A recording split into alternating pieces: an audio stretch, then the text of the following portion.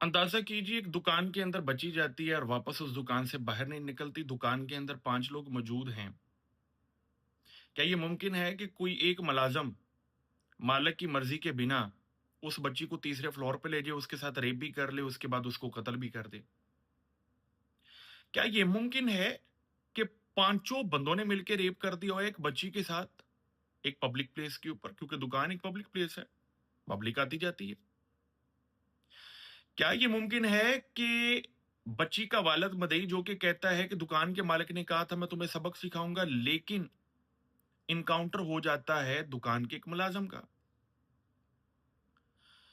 क्या ये मुमकिन है कि उस मुलाजिम का जिसका कोई पोटेंशियल टेस्ट नहीं हुआ, कोई डीएनए एनालिसिस नहीं हुई, क्योंकि 24 घंटे के अंदर पॉसिबल ही नहीं है? क्या आप पीएफएसए करवा लें? पीएफएसए के लिए बच्ची जो कि विक्टिम है, विक्टिम की बॉडी से स्वैब लिए जाते हैं और जो मेल होता है उसका पोटेंशियल टेस्ट होता है, डीएनए एनालिसिस होता है, बॉडी से सीमन लेकर या बॉडी से कोई भी सेल लेकर उसका डीएनए एनालिसिस करवाया जाता है कि ये और वो दोनों चीजें मैच कर रही हैं कि नहीं। क्या इस तरह की कोई चीज हुई? 22 जून को वकूआ होता है, 3 बजे पर्चा होता है, 23 जून को मुलजम पकड़ा जाता है, रिमांड लिया जाता है 6 दिन का, और 24 जून को वो मारा जाता है। फिर उसको कोई कब्रिस्तान जगह नहीं देती। थ्योरी ऑफ डेटरेंस आपने शायद पढ़ी हो कि नहीं? हार्ट स्टेट के अंदर थ्योरी ऑफ डेटरेंस अपनाई जाती है कि जब कोई जुर्म हो, मुलजम नहीं पकड़ा जा रहा, किसी को भी मार दो ताकि लोगों को लगे कि जी इंसाफ हो गया। लोग कहते हैं अदालतें इंसाफ देने में नाकाम होगी। जैनब बच्ची के साथ कसूर में रेप हुआ था, इंसाफ मिला, फांसी की सजा हुई। मोटरवे पर एक औरत के साथ रेप हुआ, सजा मिली, इंसाफ हुआ। टाइम लगता है। ये लाहौर के अंदर जाकिर या जाहिर नामी एक केस था, जाहिर जाफरी केस। सुप्रीम कोर्ट तक मामला गया, रिव्यू में भी केस गया, लेकिन सजा हुई। ठीक है। फिर बच्ची सना यूसुफ मर्डर हो गई। इस्लामाबाद पुलिस ने अच्छी इन्वेस्टिगेशन की, उसके बाद मुलजम पकड़ा जाता है और उसके बाद उसको सजा हो जाती है। यानी अदालतें क्या करती हैं? अदालतें टाइम ले लेती हैं, लेकिन टाइम के अंदर इंसाफ तो हो जाता है।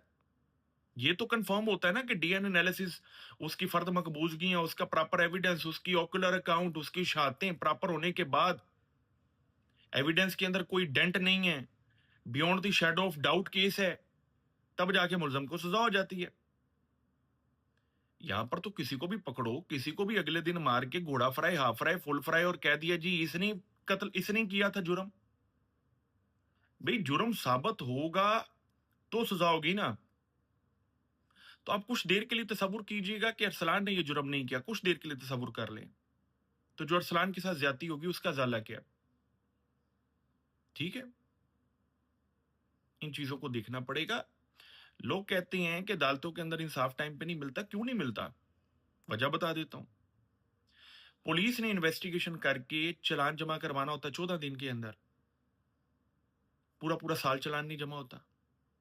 तो चालान अदालत ने जमा कराना है, पुलिस ने जमा कराना है।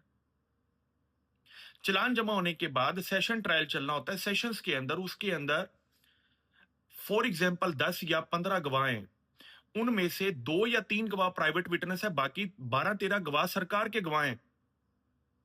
तो जो फॉर्मल विटनेस हैं वो किसने लाने हैं? अदालत ने लाने हैं। 7 से 8 गवाह पुलिस के होते हैं, वो जाकर अपनी गवाही क्यों रिकॉर्ड नहीं करते टाइम पर? क्यों टाइम पर आकर डॉक्टर अपनी गवाही रिकॉर्ड नहीं करता? क्यों आकर नक्शा नवीस टाइम पे गवाही अपनी रिकॉर्ड नहीं करता? प्राइवेट विटनेस सिर्फ 2 से 3 है। अगर आपने अच्छी इन्वेस्टिगेशन की है, पीएफएसए रिपोर्ट टाइम पे आई है, डीएनए एनालिसिस हो गया है, आपका सीसीटीवी फुटेज है, तो उसकी वीडियो रिकवर हुई, वीडियो की ऑडियो वीडियो मैच हो गई, ठीक है, तो उन सारी चीजों को अगर रिकॉर्ड के ऊपर ले आए हैं आप, तो फौरी फौरी अपना एविडेंस रिकॉर्ड करवाएं। मखालफ वकील जिरा नहीं करेगा, उसका राइट क्लोज हो जाएगा। 4 महीने, 5 महीने, 6 महीने लग जाएंगे। मुलजम कौन सा भाग चला है? जेल में ही है ना। क्योंकि जब आप किसी का कत्ल कर देते हैं आपने, तो उसको आजादी दे दी। असल सजा तो उसकी जिंदगी है कि पूरी जिंदगी वो घुट घुट के मरे। जब तक उसका ट्रायल चल रहा है घुट घुट के मरे, उसको पता लगे, उसको अपनी जिंदगी के अंदर ही पता लग जाए कि उसने कौन सा जुर्म किया है। बंदा पकड़ा, मार दिया, फॉर सेक ऑफ आर्ग्यूमेंट आपने जनवन बंदा मारा, तो भी आपने उसको आजाद कर दिया। असल सजा तो उसकी कैद थी, जिस कैद के अंदर उसको पता लगना था उसने क्या किया, और वो अपने साथियों को बताता कि भाई मैं गलती की थी, तुसी नहीं करनी। अल्लाह हाफिज।